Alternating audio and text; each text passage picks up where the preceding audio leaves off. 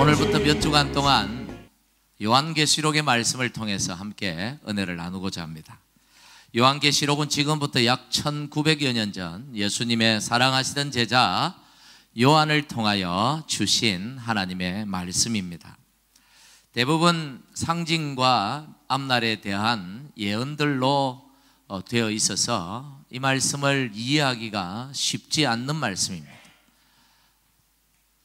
그래서 주로 이단들이 많이 활용을 하죠. 잘 모르니까. 성도들이 잘 모르고 또 이 말씀을 보면 심판의 말씀들이 많이 나오다 보니까 굉장히 두려움이 먼저 찾아옵니다. 그러나 여러분 아셔야 될 것은 요한계시록을 우리에게 주신 것은 우리에게 두려움을 주기 위한 것이 아니라 그 심판 가운데도 우리를 구원하시고 그 환난 가운데도 우리와 함께 하시는 하나님의 위로를 전하기 위해서 우리에게 주신 말씀이라는 사실, 그 말씀을 여러분이 아시기를 간절히 축복합니다. 위로의 메시지예요, 요한계시록은. 그래서 이 말씀을 여러분 보면서 큐티를 이제 매일 아침마다 큐티를 하실 텐데 큐티를 하면서 두려워하지 말고 이 심판에서 이런 미래의 이런 환난에서 우리를 구원하시는 분, 우리를 붙드시는 분, 우리를 저 미래의 소망으로 이끄시는 그 주님을 더욱 신뢰하고 바라보는 여러분이 되기를 간절히 축복합니다. 이 요한계시록은 로마 제국의 그 당시 로마 제국의 이 한 지방 주인 아시아 주에 흩어져 있는 7 교회에 보낸 하나님의 메시지가 요한계시록입니다. 그 중에서 오늘은 서머나 교회, 그 7 교회 중에 서머나 교회에 주신 하나님의 메시지를 통하여 우리가 오늘 우리에게 주시는 하나님의 음성을 듣고자 합니다. 이 서머나라는 도시는 그 당시 인구가 한 20만에서 한 30만 가까이, 그러니까 오늘 우리 시대가 아니에요. 2000년 전이니까 굉장히 큰 도시고, 여기는 항구 도시입니다. 향유가 많이 나서 향유 수출을 하는 무역 도시고, 또 의술과 과학이 많이 발전되어 있어서 그 당시 그 로마 제국 안에서도 굉장히 부유한 그런 도시로 알려져 있습니다. 그리고 그 시대의 지명들, 7 교회 지명들이 나오는데 그 중에 오늘날까지 똑같은 이름으로 쓰이는 지명이 바로 여기 서머나라는 도시, 오늘까지도 유명한 그런 아름다운 항구 도시예요. 그러다 보니까 굉장히 부유하고, 그래서 그곳에 황제의 신상이 있고 로마 황제를 숭배하는 그 우상 숭배가 아주 성행했었죠. 동시에 부유함을 이 부와 함께 이 신앙, 이 종교, 다양한 종교들이 들어와서 이 혼합화 현상을 가지고 있었고, 또 유대인들의 교회에 대한 핍박이 또 있었기 때문에 그 당시 이 서머나 교회는 굉장한 환난과 궁핍, 그런 핍박 가운데 힘든 삶을 살아가고 있었다라는 겁니다.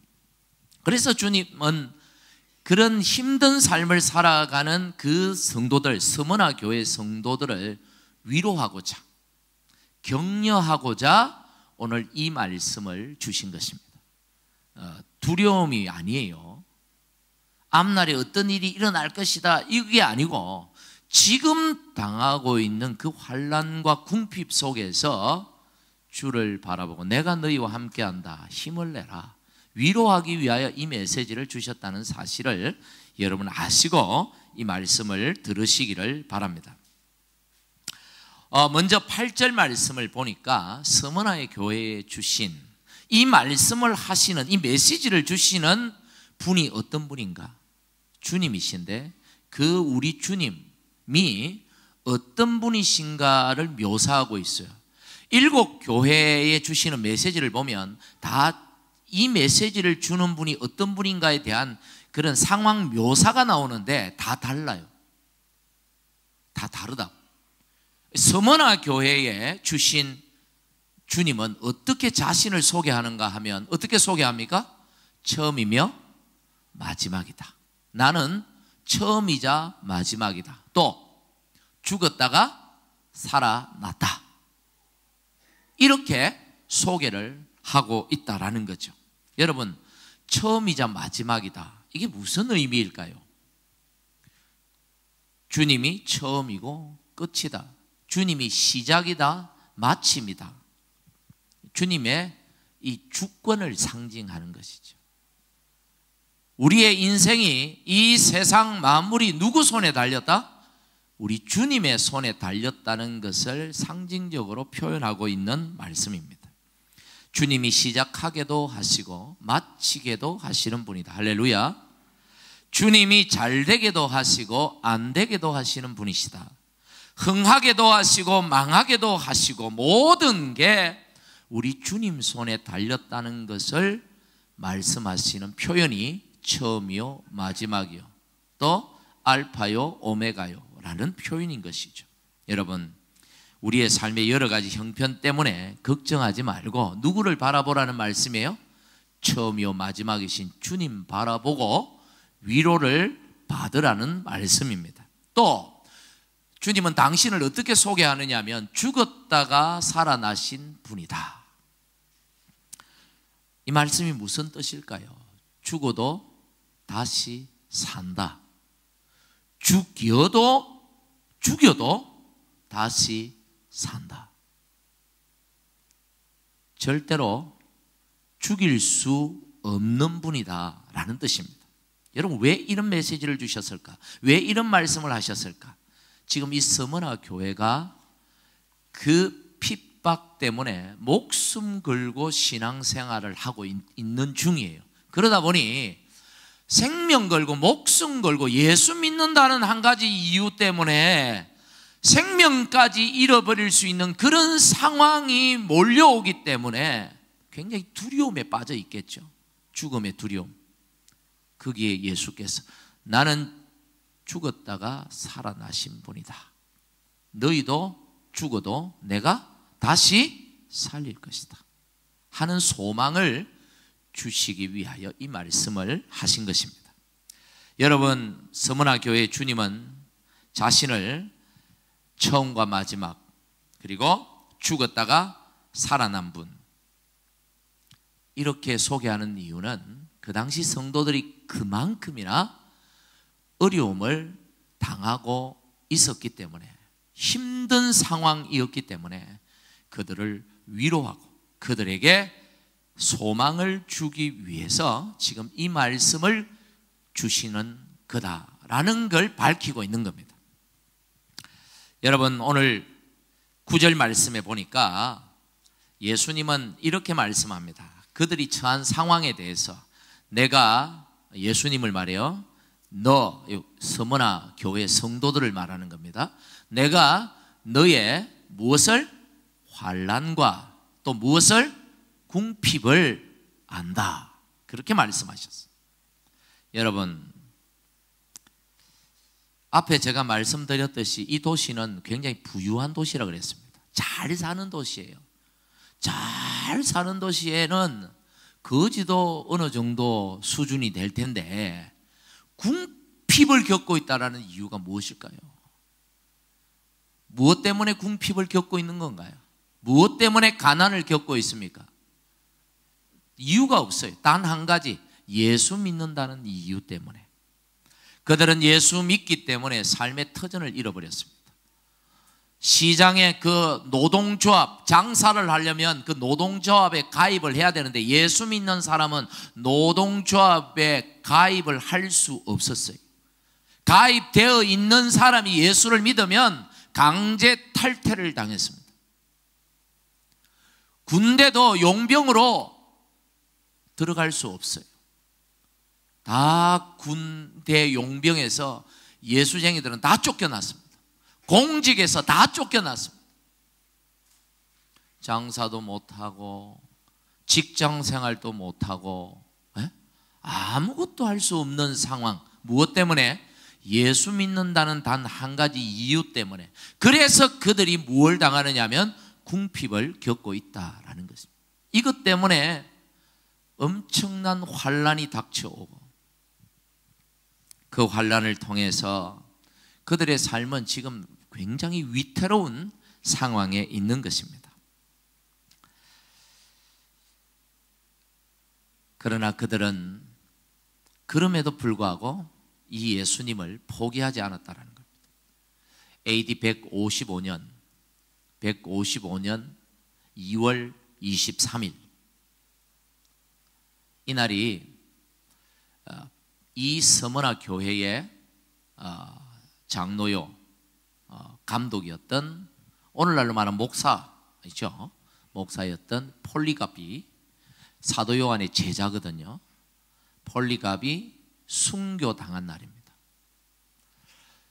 재판관이 그를 화형대에 매달아 놓고 회유를 합니다. 그분이 워낙 그 도시에서 존경받는 분이니까 회유를 합니다. 네가 한 번만, 내가 그냥 예수 안 믿겠다 딱 한 번만 얘기하면, 그 다음에 예수 믿어도 괜찮으니까 그냥 말이라도 한 번만 하면 살려주겠다 했는데도 그는 이렇게 말합니다. 예수님은 내 생에 80년 동안 한 번도 나를 버린 적이 없는데 내가 어떻게 예수님을 버리겠느냐 하며 찬송하며 순교를 당했다고 합니다. 아무리 박해를 받아도 그들은 예수님을 버리지 않았다는 말씀입니다. 오히려 예수님을 위해 순교당하는 것을 영광으로 생각할 만큼이나 그들은 이 환난과 궁핍 속에서 신앙을 지켜갔다라는 말입니다. 여러분, 복음이 오늘 우리에게 전해지기까지 무슨 일이 일어났는지 여러분 아십니까? 어쩌다 그냥 꽃씨가 바람에 이리저리 흩날리다가 어딘가 떨어져서 꽃을 피우듯이, 여러분 복음이 그냥 그렇게 오늘 우리에게 전해졌다고 여러분 그렇게 생각되십니까? 어쩌다가 내가 예수 믿는 사람을 만나가지고 어쩌다가 내가 교회 앞에 살아가지고 내가 어떻게 하다가 이민을 와서 갈 데가 없어서 외로워서 병이 들어서 어쩌다가 그렇게 해서 교회에 와서 예수 믿고 구원받았다고 여러분 생각하십니까? 아닙니다. 신앙을 지키기 위해 주님의 명령을 따라 그 복음을 전해주기 위해 목숨을 걸고 희생과 헌신을 아끼지 않았던 주의 성도들 때문에 오늘 우리가 예수 믿고 구원받고 하나님의 자녀가 되었다는 사실을 아셔야 합니다. 여러분 태어나 보니까 예수 믿는 가정에 태어났었습니까?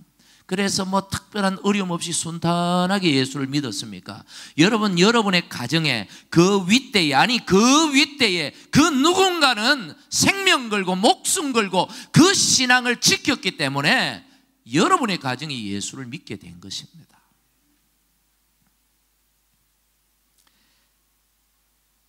예수님의 12 제자들은 복음을 위해서 모두 순교를 당했습니다. 바울은 복음을 전하다가 목이 잘려 로마에서 죽었습니다. 영국의 청교도들은 복음을 지키기 위해 목숨 걸고 대서양을 건너가다가 수많은 사람이 굶어 죽고 병들어 죽었습니다. 우리나라에도 조선 후기에 온 선교사들, 대표적으로 토마스 선교사 같은 분은 대동강에서 그냥 내리자마자 목이 잘려 죽었습니다. 내리자마자 강변에 발이 닿자마자 순교를 당했습니다. 그 자기 목을 치는 그 병사에게 성경책 한 권 건네주고 죽었습니다. 그 성경책의 위력이 한 나라를 복음화했다는 사실을 여러분 믿어지십니까? 이렇게 목숨 걸고 복음을 지키기 위해 또 전하려고 했던 주의 종들, 선교사들, 성도들, 그들의 희생과 헌신이 있었기 때문에 오늘 우리가 예수 믿게 되었다는 사실을 아셔야 됩니다. 그냥 너무 쉽게 예수를 믿어서 그 감동이 잘 안 오는지 모르겠지만 저는 이 예수 믿는다는 게 얼마나 힘든지를 저는 너무 잘 압니다. 왜냐하면 저는 핍박 속에서 예수를 믿었기 때문입니다. 고등학교를, 하이스쿨을 다닐 때, 이제 중학교를 졸업하고 고등학교를 올라가려고 할 때 신앙의 핍박이 시작되었습니다. 저희 집안에서, 저희 가문에서 예수 믿는 사람이 없었습니다. 저밖에 없었습니다. 할아버지들, 당숙들, 부모님의 핍박 때문에 고통이 심했습니다. 그러던 중에 저는 심한 질병에 걸리게 되었고, 그러다 보니 사람들이, 저를 아는 사람들이 저를 막 놀렸습니다. 특히 그 학교 앞에 그 떡볶이집 아주머니 얼마나 저를 놀렸는지 몰라요. 니는 예수도 잘 믿는다면서 니는 왜 몸에 병이 걸렸냐고, 니는 예수도 잘 믿는데 왜 질병을 가졌냐고. 신앙의 핍박과 질병의 고통과 사람들의 조롱 때문에 저는 몇 년간의 정말 힘든 시간이 있었지만, 하나님은 저를 통해 우리 가정을 구원하시고 질병을 통해 하나님의 뜻을 깨닫게 하시고 결국 모든 일을 합력해서 선하게 저를 바꾸셨습니다. 여러분, 예수 믿지 않던 한 가정에 복음이 들어간다는 것은 결코 쉬운 일이 아닙니다. 누군가의 희생과 헌신 없이는 복음이 들어가기란 정말 힘든 일입니다. 그렇게 해서 예수를 믿었습니다. 그렇게 해서 구원을 받았습니다. 그렇게 해서 내가 편하게 예수를 믿고 하나님의 자녀가 되었습니다. 그런데 그런 분들이 다음 세대로 이 구원을 전수하지 않고 자기 대해서 끊어버립니다. 이런 어리석은 사람들이 많아요. 정신 안 차리는 부모들이 많아요. 나는 힘들게 예수를 믿었는데, 내 조상은 힘들게 예수 믿고 우리 가문에, 우리 가정에 이 복음을 전해주고 이 구원의 축복을 전수해 주었는데, 나는 쉽게 믿어가지고 그걸 깨닫지 못한 채 그냥 교회만 왔다 갔다 하다가 내 자식 때는 예수 안 믿고 저렇게 세상으로 가는데도 그것이 얼마나 안타까운 일인지 마음에 그런 마음도 없어. 그냥 뭐 어떻게 되겠지 뭐 그러다가 믿겠지 뭐 안 믿으면 어때 뭐 잘 사면 되지.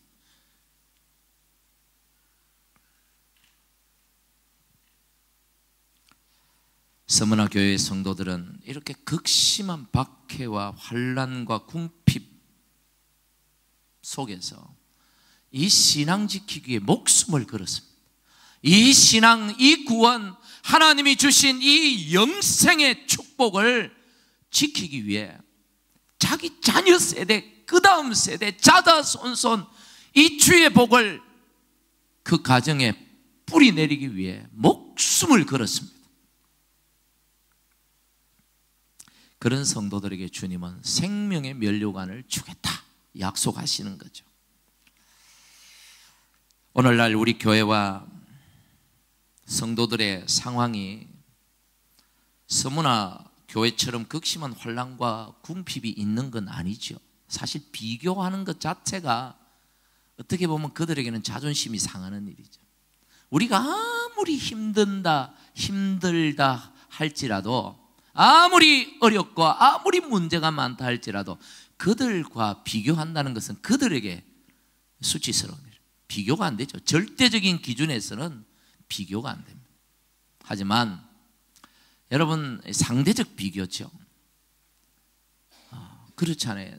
남이 막 진짜 죽을 만큼 힘들지만 그게 나에게는 그렇게 고통으로 다가오지 않죠. 근데 나는 뭐예요? 조그마한 문제만 있어도 나는 너무 힘들어요. 내가 조그마한 문제 때문에 힘들어하는 그 고통과 저 사람이 진짜 죽을 만큼 힘든 고통을 절대적 기준에서 비교한다는 것은 그 사람한테는 굉장히 미안한 일이지만, 그러나 상대적으로 보면 똑같은 고통이에요.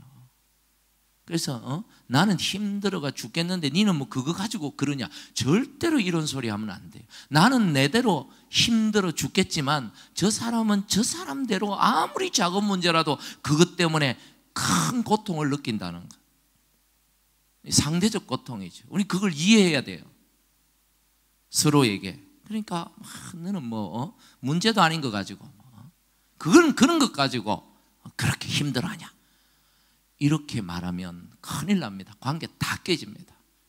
나는 나대로 힘들고 저 사람은 저 사람대로 힘든 거예요. 그런 의미에서 서머나 교회 성도들이 겪는 고통이나 오늘 우리가 겪는 고통이나 비슷하다고 여겨지는 것이죠.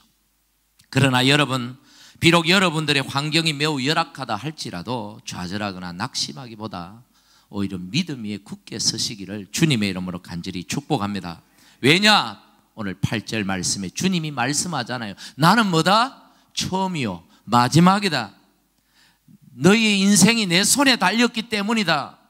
안 될 것 같고 망할 것 같아도 주님 도우시면 되는 것입니다. 할렐루야. 죽을 것 같아도 주님 도우시면 죽지 않습니다. 주님은 오늘 그렇게 우리에게 말씀하고 약속하고 계시는 것입니다.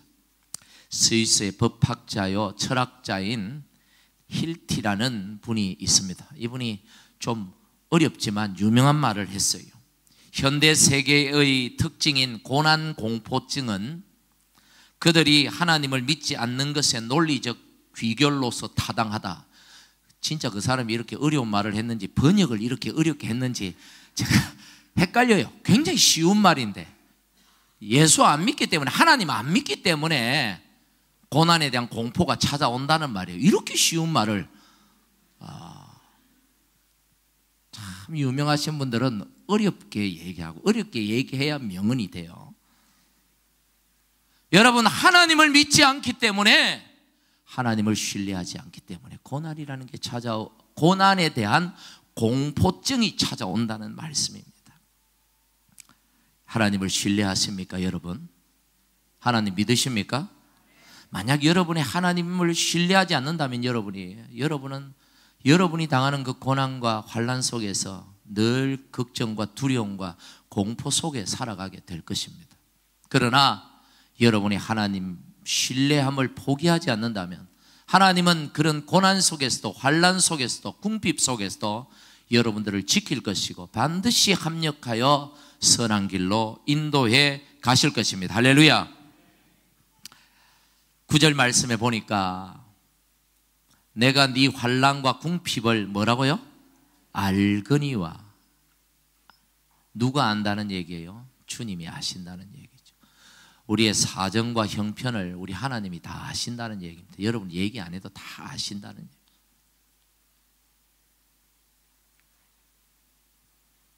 주님이 다 아신대요. 성경에 하나님은 우리 아버지라고 하셨잖아요. 우리는 하나님의 자녀라고 했잖아요.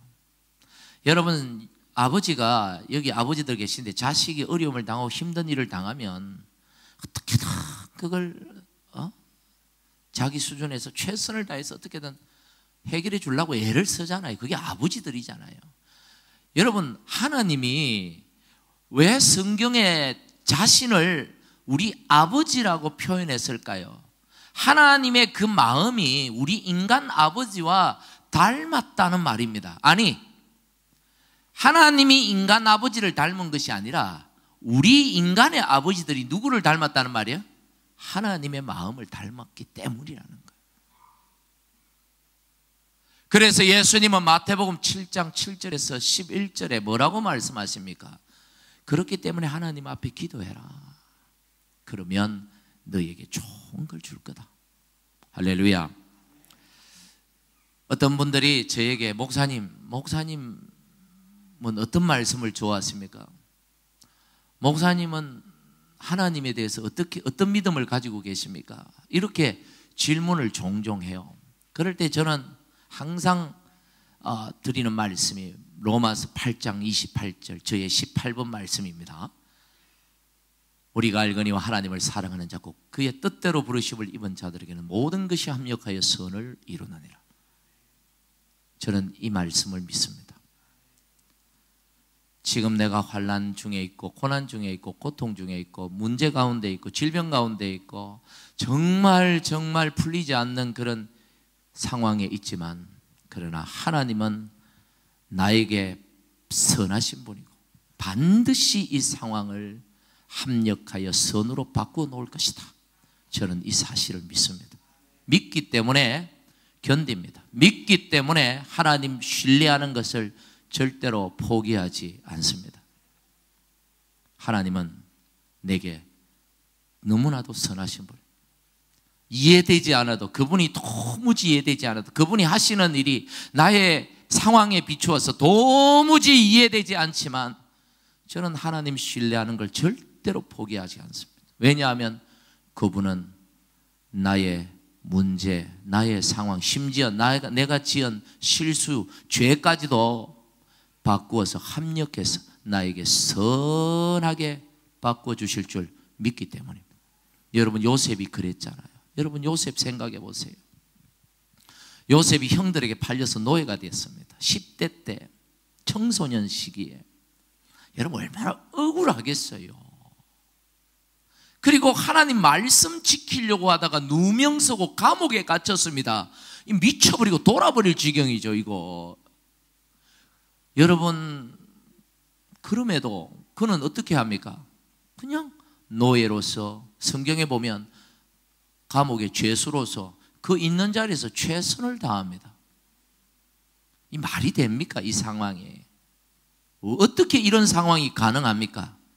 성경에는 정확하게 표현하고 있지는 않지만 저는 믿는 게 그는 하나님이 자기에게 선하신 분이라는 걸 믿었기 때문에 이것조차도, 이 상황조차도 하나님은 합력하여 선으로 바꿔놓을 것이라는 걸 확실히 믿었기 때문에 하나님을 신뢰하는 그 신뢰를 절대로 포기하지 않았고, 그렇게 하나님을 향한 신뢰를 절대로 포기하지 않는 사람은 그냥 있는 상황, 처한 상황, 그냥 현실 가운데 내가 할 수 있는 일에 최선을 다할 수밖에 없는 거예요.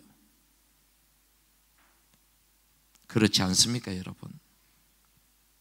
여러분이 할 일이 무엇입니까? 오늘 서문화 교회 성도들에게 주님이 말씀하시죠. 죽도록 뭐하라? 충성하라. 여러분, 이 죽도록 충성하라. 지금 진짜 죽을 판인데 더 죽도록 너무하지 않습니까? 주님, 이렇게 싶을지 모르겠지만 이 말은 네 맡은 자리에서 그냥 최선을 다해라는 뜻이에요. 하던 대로 열심히 하라는 얘기예요. 상황 어렵고 형편 어렵고 도무지 이해할 수 없고 막 꼬이고 그렇지만 그 있는 자리에서 최선을 다하라는 것. 하나님이 반드시 선으로 이기게 하실 것이기 때문입니다. 할렐루야. 지난 주간에 어떤 분이 신방을 갔는데 어떤 분이 저한테 그러더라고요. 목사님, 믿음이 뭐냐고. 어떤 상황들을 얘기하면, 그래서 제가 그런 얘기를 했어요. 나는 내가 믿는 믿음이라는 것, 나는 버티는 거라고 생각한다고 말씀을 드렸어요. 버티는 거. 저는 그렇게 생각해요. 그렇잖아요. 뭐 이해가 돼서 믿습니까? 솔직히 이해가 잘 안 되잖아요. 여러분 상황. 저는 도무지 하나님이 이해가 잘 안 돼요. 때때로. 왜 하나님 저렇게 예수 잘 믿는데, 저렇게 주의 교회 봉사 열심히 하는데 좀 건강하게 해주시면 안 됩니까? 하나님 좀 일 좀 잘 되게 해주시면 안 됩니까? 좀 그 집안 좀 하나님 축복해 주시면 좀 안 됩니까? 그러면 좀 앞에서 설교하기도 좋고 어디 가서 전도할 때도 좀 좋고, 바라고 예수 잘 믿으니까 저렇게 복을 받지 않냐고 좀 그렇게 좀 말하기도 좋고. 그런데 목사로서 도저히 하나님이 이해가 잘 안 돼요. 그런데도 저는 하나님을 향한 신뢰를 절대로 포기하지 않습니다. 이해가 안 돼도 끝까지 버팁니다. 하나님이 언젠지는 모르겠지만 그래도 이 상황을 선으로 바꿔주실 것이다. 언젠지는 모르지만 하나님이 반드시 선한 결과를 가져다 주실 것이다. 저는 이해되지 않지만 끝까지 버팁니다. 저는 그것이 믿음이라고 생각합니다. 요셉이 그랬던 것처럼. 여러분, 끝까지 충성하라 그러는데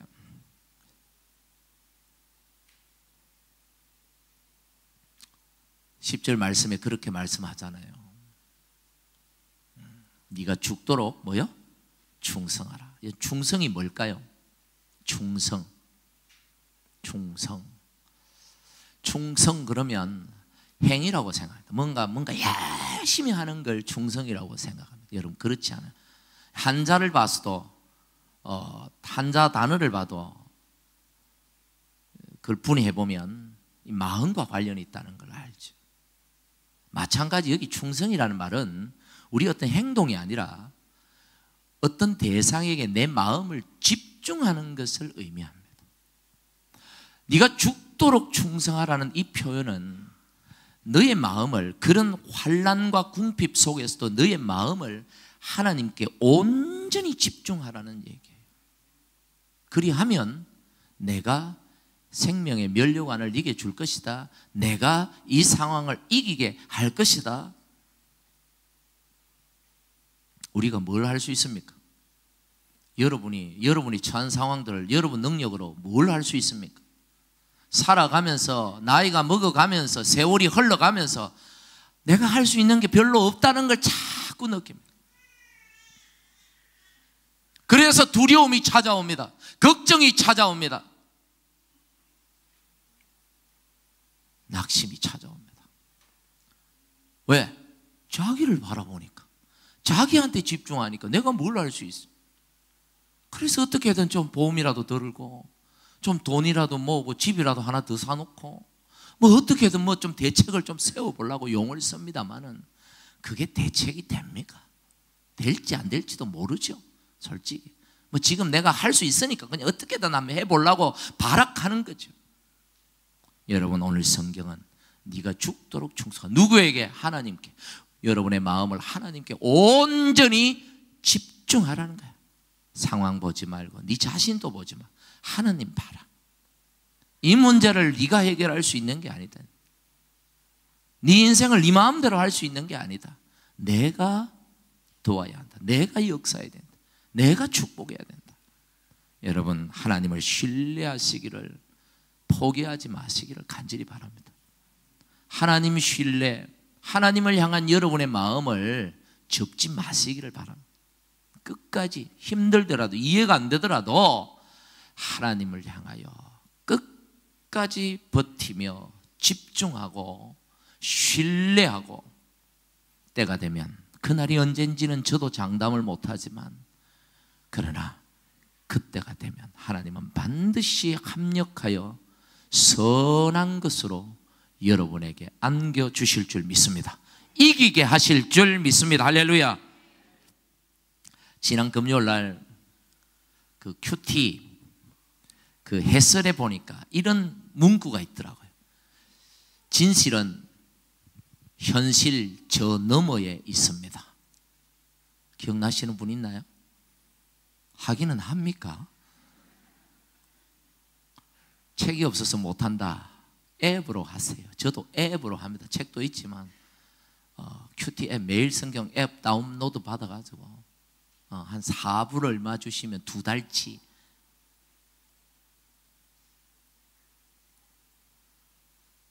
진실은 현실 저 너머에 있습니다. 야, 전 그 표현 딱 보고 감동 먹었어요. 그래서 금요일 새벽 제가 설교할 때도 그 표현을 좀 썼고 오늘 이 설교에도 집어넣었어요.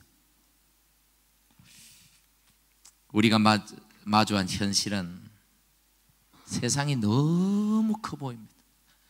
우리가 처한 이 상황이 너무 커 보입니다. 반면에 내 자신은, 이 하나님을 믿는 내 자신이 너무 작아 보입니다. 너무 약해 보입니다. 그러나 진실은 저 현실 저 너머에 있다. 무슨 뜻입니까? 나는 나약하지만 나와 함께 하시는 주님은 세상과 비교되지 않을 만큼 크시고 이 상황을 수백 번 바꾸고도 남으실 만큼 위대하신 분이시다. 주님을 바라보라는 것입니다. 이게 요한계시록을 기록하여 주신 하나님의 목적입니다. 이 환난과 마지막 시대의 이 환난과 궁핍과 고통 속에서 수많은 문제들이 찾아오겠지만 그 현실을 보지 말고 진실을 보라. 진실은 빛나고 해와 같이 빛나고, 그 성경에 그 요한계시록에 예수님을 막 표현하는 그 있잖아요. 1장에 쫙 나오는 그 말씀들. 왜? 주님의 영광을 보라는 거예요. 그분에게 집중하라는 거예요. 그리하면 주님이 이루실 것이다. 주님이 이기게 하실 것이다. 주님이 선하게 만드실 것이다. 이 믿음 가지고 함께 주를 섬기며 살아가는 우리 모두가 되기를 주님의 이름으로 간절히 축복합니다. 우리 이 시간에 우리 같이 기도합시다. 기도할 때 여러분의 입술을 꼭 여세요. 하나님은 여러분의 기도를 들으시기를, 제 기도를 듣기를 원하는 게 아니라 여러분의 기도를 듣기를 원하십니다. 작지만 입을 열어서, 하나님, 제가 이 마주한 현실 속에서 이 현실 너머에 있는 주님을 믿음의 눈을 열어 바라보겠습니다. 이해되지 않지만 주님 향한 신뢰를 포기하지 않겠습니다. 끝까지 믿음으로 버티고 견디겠습니다. 약속대로 선하게 이루어 주시옵소서. 우리 같이 기도합시다.